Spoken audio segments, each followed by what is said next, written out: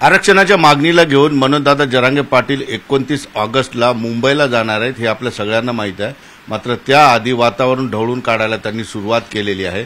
अचानक ते ज्या ज्या भागात जातात त्या ठिकाणी मोठमोठ्या सभा होत आहेत। अनेक लोक त्यांच्या सभेला त्यांच्या भेटण्यासाठी येत आहेत। याचा अर्थ सरळ सरळ आहे की मुंबईसाठी वरवर जर काही दिसलं नसलं तरी मनोज जरांगे पाटील आतून सगळीकडे फिरतायत, लोकांशी संपर्क साधतायत, लोक त्यांना भेटायला येत आहेत। एकंदरीत जे आंदोलनाविषयी बोलण्यासाठी मनोजदादा जरांगे पाटील आहेत। आता काय म्हणाल तुम्ही? काय ठरवून दौरा करत नाही, मात्र लोकांकडे अचानक जाता, मात्र मोठमोठ्या सभा होत आहेत, लोकांच्या मनात तोच राग अजूनही कायम आहे? हो, सरकारविषयी राग तोच आहे, कारण फसवण्याची काही सीमा असते आणि शेवटी अंत सुद्धा कुठं ना कुठं ते अंत होत असतो। एकदा शेवटी काय असतं, अन्यायाचा कडेलोट करणं हे क्षेत्रीय धर्माचं काम आहे आणि या शेतकरी लढाऊ मराठ्यांना, या क्षेत्रीय मराठ्यांना जाणून बुजून 2 वर्षापासून नुसतंच छेडलं जातंय। आज देऊ, उद्या देऊ, परवा देऊ। मग समाजाने आता ठरवलंय ही शेवट अंतिम फाईट द्यायची आर पार। त्यामुळे सगळ्यांनीच आता मुंबईत घुसायचं ठरवलंय शांततेत आणि बाहेर आरक्षण घेतल्याशिवाय यायचं नाही, कारण ते वेड्यात काढायचं काम करतात प्रत्येक वेळेस। सगळ्या सोयऱ्यांची आपण व्याख्या वेगळी दिली, मुद्दाम ते दुसरीच व्याख्या काढणार, मुद्दाम ते लोकात गैरसमज जावं म्हणून तिसरीच वार्ता देणार। आम्ही वेगळ्या दिल्यात व्याख्या, ती वेगळंच करणार। म्हणजे ही पद्धत आहे आणि लोक बरं झालं माझे हुशार झाले, त्यांच्या लक्षात आलं की सरकार जाणून बुजून कन्फ्युजन व्हायसाठी, गैरसमज पसरायसाठी खोटं खाटं शांत विश्वास ठेवायचा नाही। चाललो मुंबईला मी आता। सरकारला तुम्ही वेळ सुद्धा दिली होती, कुणी तुमच्याशी बोललंय? सरकारतर्फे काही तुमच्याशी संवाद झाला? नाही, संवाद फवाद झाला नाही ना, आपण करीत पण नसतो। तुमच्याकडे अंमलबजावणी आहे का? तुम्ही तातडीचा न्याय देणार आहेत का? तर बोलायचं। ते चर्चा फारशा बंद झाल्या आता, बस 2 वर्ष केल्यानं कवर करता, त्यातच वेळ गेला ना सगळा। आता 29 ऑगस्टला कृती पाहिजे, सगळ्या अंमलबजावण्या पाहिजे। मराठा आणि कुणबी एक आहे ही JR लगेच पाहिजे। हैदराबादचे गॅजेट सर 2-3 गॅजेटियर आहेत, ते गॅजेटियर सुद्धा आम्ही घेणार आहेत। सगळ्या सोयऱ्याची अंमलबजावणी आम्ही दिलेल्या व्याख्याप्रमाणेच पाहिजे आम्हाला, आणि तेच आमचं पहिल्यापासून म्हणणं आहे। तुम्ही खोटं काय सांगाल तर ते चालणार नाही। त्यामुळे ही विजयाची ऐतिहासिक लढाई असणार आहे। भूतोना भविष्यती असा विजय मराठ्यांचा 29 ऑगस्टच्या मुंबईत होणार आहे आणि चंद्रसूर्य आहेत तोपर्यंत इतका महामोर्चा विराट कधीच गेला नसेल मुंबईत। याच्या आधी बी नाही, याच्या पुढेही कधीच जाणार नाही। इतक्या ताकदीनं, करोडोच्या संख्येनं मोटरसायकल, जीपा, ट्रॅक्टर जे असेल त्या वाहनानं, रेल्वे आता ट्रॅव्हल आहेत, जे आणि त्या वाहनाने लोक मुंबईकडे घुसणार आहेत। यांना कुंकडून मुंबईत घुसलेत लोक, कुठून आले बा ही मिळच नाही लागणार। जसं आंतरवालीच्या सभेच्या टायमाला कोण कुंकडून येत होतं, कोणत्या ऊसातून कोण येते का, सारख्यातून येते का, मोसंबीतून येतो की येडबाबळीतून येतोय का, वड्यातून येतो का, नदीतून आलाय का, पाटापाटाने आला, कोणाला काहीच कळत नव्हतं। फक्त विराट रूप धारण मराठ्यांनी केलं होतं, एवढी विशाल गर्दी झाली होती। त्याच पद्धतीनं विराट रूप मराठी यावेळेस धारण करणार आहेत आणि त्याचं मुंबईत महासागरासारखं विशाल रूप, रुद्ररूप तयार होणार आहे। मी तुमच्यासोबत 3-4 वर्ष झालं, तुम्ही ज्या वेळेस आंदोलनाच्या आधी छत्रपतीच्या रायगडावरची माती कपाळाला लावून येता, त्याच्यानंतरचं चित्र वेगळं असतं, ते आंदोलन तुम्ही सोडत नाही। आता मुंबईला जाताना सुद्धा तुम्ही रायगडाची माती माथ्याला लावून जाणार आहेत, याचा इशारा काय समजायचा? शेवटी काय आहे, पवित्र ते पवित्रच असतं आणि काही जागा अशा असतात की त्या अंधश्रद्धा नाही पण श्रद्धेची असतात, की तिथं मनाला शांतला वाटतं माणसाला, नाही का? आपण घरात एखाद्या खोलीत बसलो, त्याच्यात नुसता फॅन असला तर तिथं गरम होतं, आणि दुसऱ्या खोलीत जर आपल्या AC असेल तर आपण जरा पाठीमागं जाऊन बसू। तसं लोकांची भावना असते। माझ्या रायगडावरती माझी भावना आहे, माझ्या छत्रपती शिवरायावर माझी भावना आहे। मी त्यांच्या पायाला हात लावला तरी मला एक बळ मिळतं, शक्ती मिळते, यशस्वी होण्याचा संदेश मंत्र मला मिळतो तिथून। म्हणून आपण ज्यावेळेस आता ही अंतिम आरपारची लढाई लढायचं म्हणतो आणि समाज करोडो सोबत आहे, तर शिवनेरी गडाचं दर्शन घेऊन पुढे जायचं, ती पवित्र शिवनेरी गडाची माती कपाळाला लावायची। कारण आपण असून तो सुद्धा भरोसा नाही, कारण गेल्याच्या नंतर आरपारची लढाई होणार आहे, टोकाचे होणार आहे, शांततेत होणार आहे, प्रचंड मोठं उपोषण ते होणार आहे। जर आपण मेलोच तर जाताना राजाच्या पायाला हात लावून त्या पायरीचं, पवित्र पायरीचं दर्शन घेऊन कपाळाला आपण ती माती लावून जायचं, मग आपण यशस्वी 100% होणार। तर तुमची तब्येत काय म्हणते? बऱ्याचदा तुम्ही म्हणता की माझं शरीर मला साथ देत नाही, मी फार जास्त दिवस जगणार नाही. ते काय असतं माहिती का, शेवटी शरीर आहे, त्याचं नाटक नाही चालत. आपण किती गप्पा आणू शकू, किती बळच हसू, पण वेदना आता मला आज उठता पण येत नाही, इतके त्रास आहे, इतकं तापण ते माझ्या अंगात की भयंकर. पण शेवटी वेदना जर समाजाच्या डोळ्यासमोर दिसली ना, तर माणूस स्वतःच्या वेदनाला विसरून जातो. आणि मी त्या वेदना समाजाच्या वेचणारा माणूस, त्यांच्या वेदना ते दुःखापासून कसे लांब जाते आणि ते सुखाकडं आनंदाकडं कसं त्यांचं परिवर्तन होईल, हे सुखी समृद्ध समाज आणि समाजातले लेकरं कसे होतील, यासाठी मी पावलं विचार करतो. एक घंट्याला, एक मिनिटाला, एका क्षणाला फक्त समाजाला काय देता येईल आणि तो कसा सुखी होईल हे बघतो. माझ्या वेदना जर अशाच राहिल्या आणि मी नुसत्या माझ्या वेदनाच करत बसलो, शरीर साथ देत नाही आहे आणि मला खूप त्रास होतो हेच करत बसलो, तर माझा समाज उंचीवर जाणार कधी? त्यापेक्षा करोडो मरण्यापेक्षा एक मेला तरी चालतो, पण करोडो लोक हे सुखी झाले पाहिजे, त्यांचे लेकरं बाळ अधिकारी झाले पाहिजेत, तेही मोठमोठ्या पदावरती बसले पाहिजे, त्यांनी उच्च शिक्षण घेतलं पाहिजे, तेही लाल दिवात फिरले पाहिजेत, क्लास 1 क्लास 4चे अधिकारी ते झाले पाहिजे. हे स्वप्न घेऊन एक माझे गोरगरीब मराठ्यांचे लेकरं बाळ अधिकारी झाले पाहिजे, स्वप्न घेऊन लढतोय. आणि लढणारे 80% मराठी जवळपास मी आरक्षणात घातलेत आत्तापर्यंत. आता उगा थोडं राहिले, आता 29 ऑगस्टला एका फटक्यात ते सुद्धा आरक्षण आणतं. पण तुम्ही जसं म्हणताय की मी रायगडाची माती माथ्याला लावून जाणार आहे आणि मुंबईमध्ये माहीत नाही मला काय होईल, काय वेगळं असणार आहे? मुंबई हे पहिल्यांदा अनुभवणार आहे? नाही, पहिल्यांदाच नाही. आपलं शरीरच असं आता खिचकट झालं आहे की त्या उपोषणं करून ते साथ पण देत नाही, वेदना पण प्रचंड आहे. त्यामुळं काय असतं, आंदोलन आरपारचं करायचं म्हणतो. जशी की मी आंतरवालीतली शेवटची बैठक घेतली 29 जूनला, आणि ज्यावेळेस आता आपण मार्गस्थ होणार आहेत तिकडं मुंबईकडं, तर शेवटी आपल्या राज्याच्या शिवनेरी गडाच्या पवित्र त्या गडावरची माती खांपाळाला लावून जायचं. नाही आलोत तर शेवटचं दर्शन तरी माझ्या राज्याचं होईल मला, कारण मी आशेवर जगत नाही कधी. येऊ काय होत नाही, मी आशावर नाही जगत. शेवटी शरीरस्थ आंदोलन मोठं होणार आहे, आमरण उपोषण मोठं होणार आहे, आणि मराठी ही खूप मोठ्या प्रमाणात मुंबईत घुसणार आहेत, आणि त्यामुळे ते मला मिळवायचं. मग जाताना नको असं वाटायला की माझ्या राजाचं दर्शन राहिलं मला. मग जाताना शिवनेरी किल्ला आम्ही ठरवलं आणि जाणार आहे. मात्र एक सांगतो, देह मी टेकवणार नाही आहे, मराठ्यांच्या अंगावर 100% गुलाल टाकल्याशिवाय. कारण त्या दिवसाचा आनंद वेगळा असणार, करोडो घरात दिवाळी असणार, या राज्यातल्या कानाकोपऱ्यातल्या करोडो घरात दिवाळी असणारी. नुसते महाराष्ट्रातच नाही तर परदेशात असणाऱ्या मराठ्यांच्या घरातसुद्धा त्या दिवशी दिवाळी असणार आहे. जसं की मी बघितलं, अमेरिका, जपान, नेपाळ, बाकीचे जे रशिया, जगभरात मराठी आहेत, तर त्यांनी त्यावेळेस पाठिंबा दिला होता या आंदोलनाला, दुबईपासूनच्या सगळ्याच लोकांनी. तर ते तिथपर्यंत ती दिवाळी साजरी होणार आहे. म्हणून माझ्या नजरेसमोर काय महत्त्वाचं आहे, आता ह्या लोकांना आनंद साजरा करायला लावायचा, तर 100% दिल्याशिवाय होणार नाही. त्यामुळे मी पूर्ण तयारी नाही आलो. मी ते माझा प्रश्न विचारतो की मुंबई मराठ्यांना पहिल्यांदा एवढ्या प्रमाणात बघणार आहे, मुंबईत नेमकं काय होईल त्या दिवशी? मराठी सुद्धा आम्हाला स्वतःला पहिल्यांदाच बघणार आहे, आम्ही सुद्धा. आणि पुऱ्या जगाला हेच मराठी महाराष्ट्राकडे पुन्हा एकदा बघायला लावणार.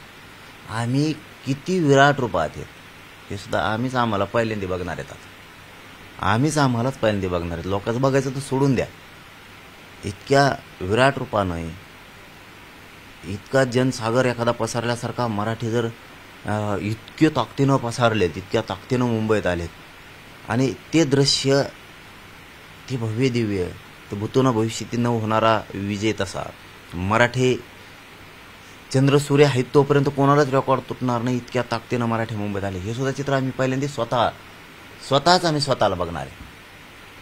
निश्चितपणे आता ठाम आहे, जोपर्यंत सरकार संपर्क करत नाही तोपर्यंत तुम्ही ठाम आहात.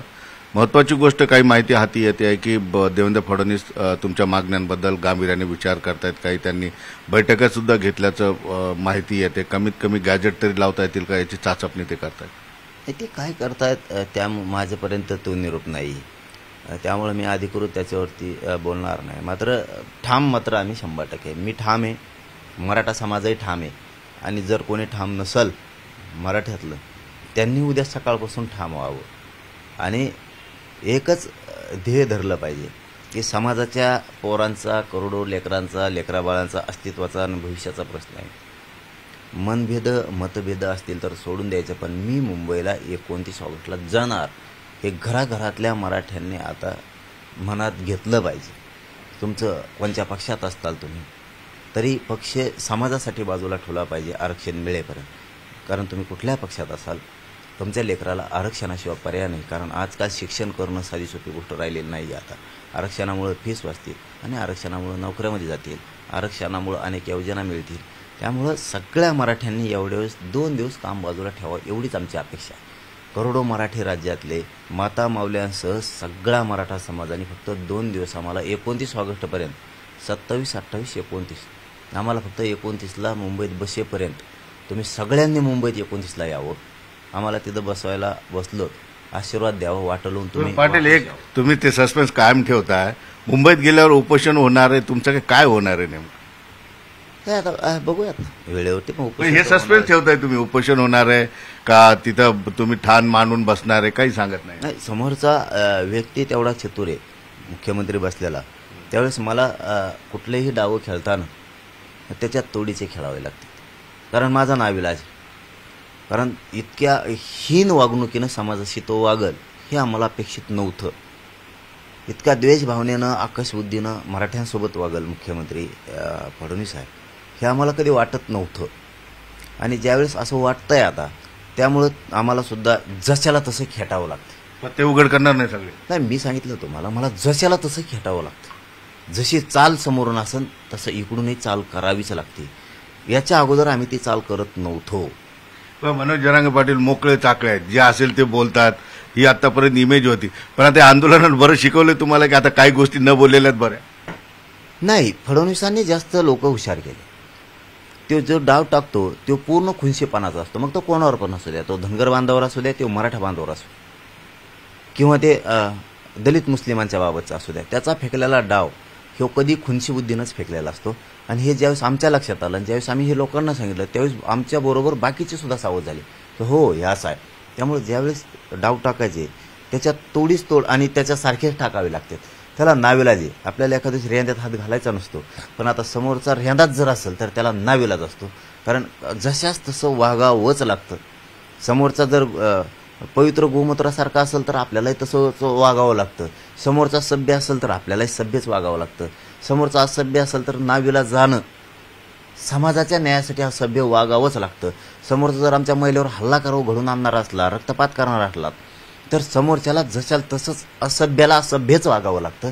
ते मात्र मी 100% शिकलेलो आहे। आणि मी जसं बघतो तुमच्याकडे काही टीम नाही, तुमच्याकडे काही मार्गदर्शक नाही, तुम्ही सतत लोकांमध्ये असता, मग हे डावाचे विचार कधी करता तुम्ही? कधी विचार करता की काय तुम्ही तर असं लोकांशिवाय दिसतच नाही, एकट्यात बसूनच विचार करावा लागतो? छत्रपती शिवराय देऊन काय गेले आपल्याला हे मराठ्यांनी विचार करणं गरजेचं आहे।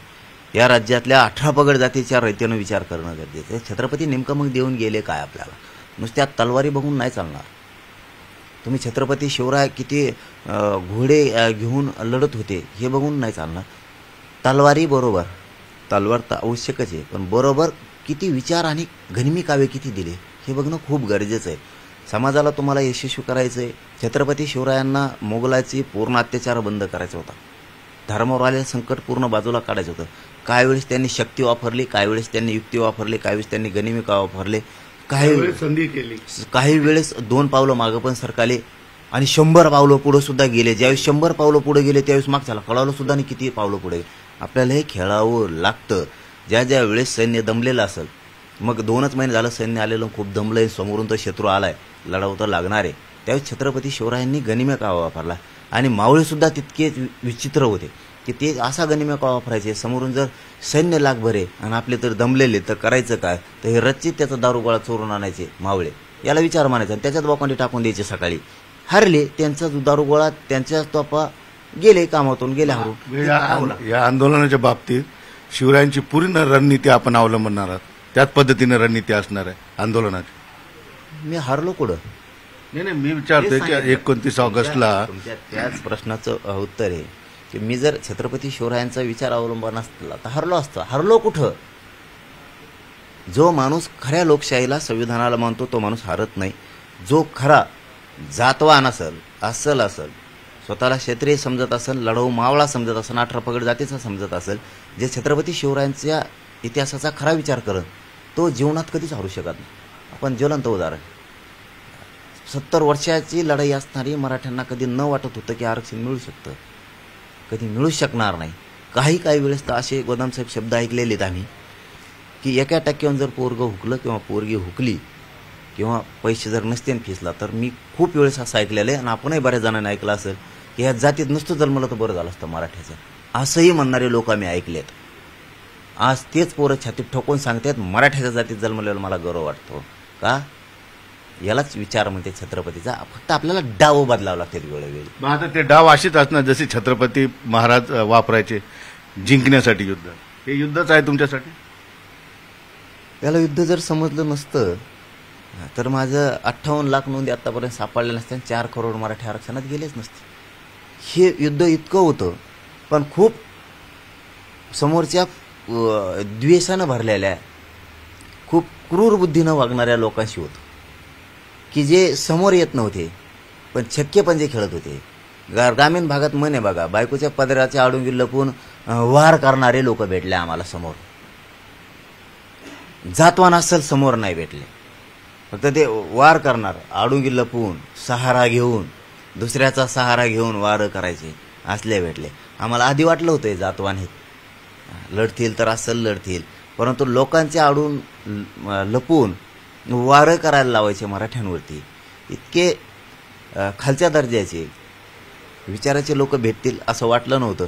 परंतु आता काय, त्यांचे संस्कारण कुवतच तेवढी आहे. फक्त ते मराठ्यांनी बसवले म्हणून बसले तर सत्तेवरती, नसता त्यांची उडीच तेवढी आहे. आणि आता आम्ही पुरेपूर ओळखलं त्यांना हे काय. छत्रपतींनी आपले विरोधक संपवले, पळवून लावले, त्यांचे राज्य संपवले. त्या काळचे छत्रपतींचे शत्रू विरोधक, आत्ताचे आरक्षणाचे विरोधक, कशी तुम्ही तुलना किंवा त्यांच्यामध्ये फरक करा? नाही, ते नीतिवान होते. ते शत्रू त्यावेळेस ते शत्रू नीतिवान होते. एकदा जर सूर्य मावळला तर पुन्हा ते मैदानात दिसत नव्हते. युद्ध बंद. हा, हे रात व्हायची वाट बघत येते, इतके गेलेले ती. 24 तास. हा, हे म्हणते दिवस अंगावर नको जायचं, दिवस अंगावर गेले बुकीत मारीन देव, याला रातची गाठा. हे ते नीतिवान होते. नीतिमत्ता त्यांच्या नसानसात भरलेली होती. नियत कशाला म्हणते, देशाला दाखवून देणारं त्यावेळीचे युद्ध असायचे. म्हणजे शत्रू सुद्धा आणि विजय प्राप्त करणारा सुद्धा, दोघं पण हे शब्दाला पक्की असायची. नीतिमत्ता न सोडणारे लोक, हे नीतिमत्ता घाण ठेवलेले लोक आहेत. यांचं काय खरं आहे, पैशासाठी कुंकडच ती. आता घडीभरी दिसतात, दुसऱ्या बारी तिथं दिसतात. आणि यांना कोणी नाही ऐकलं की दुसऱ्याच्या आडून पैसे त्यांच्यात भांडण लावून द्यायचे. हे असे नाही का, ओबीसी मराठ्यावर, मराठी ओबीसीवर, दलित मुस्लिमावर, मुस्लिम दलितावरती, मराठी दलितांवरती, तर मराठी मुसलमान, हे असले म्हणजे छक्के पंजे खेळणारे छक्के चाळे. हे काय उपयोग नाही छक्के पंजे खेळणाऱ्या लोकांचं. यांना त्या शत्रूशी जोडून चालणार, त्या शत्रूचा अपमान होईल. हे लय आत्ती गेलेले त्यांना, म्हणजे या पृथ्वी तलावरती शब्दच नाहीये. मुंबईची मोहीम यशस्वी करूनच येणार. आणि कसं काय होत नाही ते बघत होत ना आम्ही.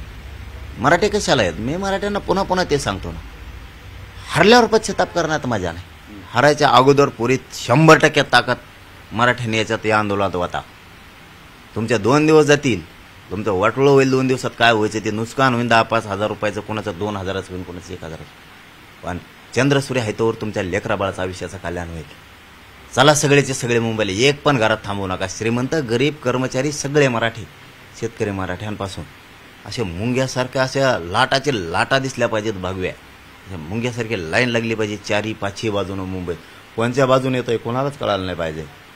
त्याला मराठी म्हणतात. फक्त मुंबईत घुसलाच पाहिजे मराठा, हे मराठ्यांनी डोक्यात ठेवा. मात्र शांततेत जाळपोळ, उद्रेक, दगडफेक आपल्याला आवडणार नाही. शांततेत मात्र तुम्ही कुठून बी घुसा, पण मुंबईत घुसा. आणि मात्र 29 ऑगस्टला महाराष्ट्रातल्या प्रत्येक घरातला अस्सल मराठा, खात्रीनं बोलतो, जातवान अवलाद आणि पायदास घरात बसूच शकत. ती मुंबईलाच येणार. भलं ते हातातलं काम फेकील, जेवतं ताट बाजूला लुटील. कारण समाजावरती संकट तसं आहे. जेवतं ताट बाजूला लोटायचं आणि मुंबईकडे निघायचं. कारण संघर्षातच आहे. विजय तितका टप्प्यात आलाय आणि ऐतिहासिक विजयाचं आणि ऐतिहासिक लढाईचं घराघरातल्या प्रत्येक मराठ्याने साक्षीदार व्हायला पाहिजे. कोपऱ्याला व्हायना पण मी उभा होतो असा छाती ठोकून प्रत्येक आंदोलक मराठा तिथं मानला पाहिजे. म्हणून सगळ्यांनी मुंबईला यावं आणि मला खात्री आहे 100% सगळे मराठी मुंबईला येणार. निश्चितपणे आपण बघितलं 29 ऑगस्टच्या आंदोलनाची सगळी रणनीती या ठिकाणी सांगितली त्यांनी. मात्र काही गोष्टी ते मला सुद्धा सांगायला तयार नाहीत की मुंबईत गेल्यानंतर होणार काय आहे. एक मात्र निश्चित त्यांनी केलेलं आहे की आता सगळ्या गोष्टी छत्रपतींच्या मोहिमेमध्ये जी रणनीती वापरली जाते तीच रणनीती आता 29 ऑगस्टच्या आंदोलनात वापरली जाईल. याचा अर्थ सरळ आहे. मनोज जरांगे पाटील पूर्वीचे भोळे भाबडे आणि समाजामध्ये जाऊन मिसळणारे अशी आपली इमेज होती. मात्र आता मनोज जरांगे पाटील बदललेले आहेत. समाजासाठी त्यांना आता वेगळ्या पद्धतीची भूमिका घ्यावी लागेल. ते कुठलेही पत्ते खोलायला सध्या तरी तयार नाहीत. सुधीर जाधवसह सिद्धार्थ गोदाम, न्यूज 18 लोकमत, अंतरवली, सराटी.